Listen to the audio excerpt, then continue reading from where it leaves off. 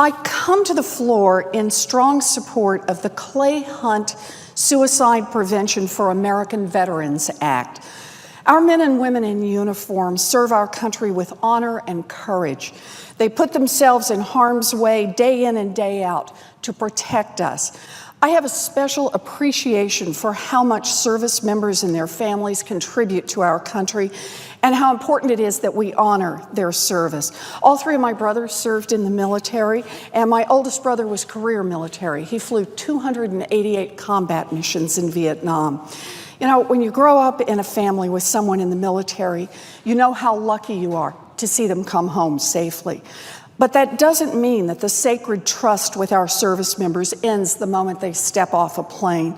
We owe our service members the very best, and that means ensuring that they always have access to high-quality services and care, including mental health care. The Clay Hunt SAVE Act, introduced in the Senate by Senators John McCain and Richard Blumenthal, would strengthen critical mental health care services and suicide prevention resources for our country's veterans. We've heard the deeply troubling statistics. The VA has reported that 22 veterans die each day from suicide. Data collected in the Back Home Project shows that while 10% of Americans served in the military, veterans make up 20% of all suicides in the United States. These statistics tell us that something is deeply wrong and that we need to make significant changes. The SAVE Act calls for an evaluation of the mental health services and suicide prevention efforts of the Department of Veterans Affairs and Department of Defense, and it launches a pilot program to provide education loan repayment for psychiatrists who work at the VA. It also helps build stronger partnerships between the VA and nonprofit organizations working with veterans in our community. The SAVE Act is named for Clay Hunt, a Marine veteran from Texas who served in Iraq and Afghanistan and was a strong advocate for improved services for his fellow veterans. He struggled with post-traumatic stress, and when he was unable to access the care he needed from the VA, he took his own life. As Clay's mother, Susan Selke, said in her testimony at the Senate Veterans Affairs Committee hearing last summer, not one more veteran should have to go through what Clay went through with the VA after returning home from the war. Not one more parent should have to testify before a congressional committee to compel the VA to fulfill its responsibilities to those who served and sacrificed. She went on to say, the reforms, evaluations, and programs directed by this legislation will be critical to helping the VA better serve and treat veterans suffering from mental injuries from war. Had the VA been doing these things all along, it very well may have saved Clay's life. I'm proud that Massachusetts has taken steps at the state level to help improve suicide prevention resources for veterans, such as establishing the statewide Advocacy for Veterans Empowerment Program, or SAVE.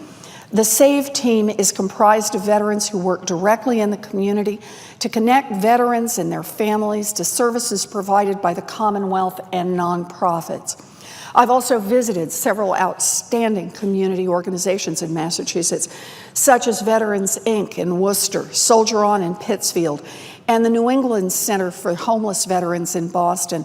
They work tirelessly to help service members access the full range of services they need and deserve, from housing and education to health care.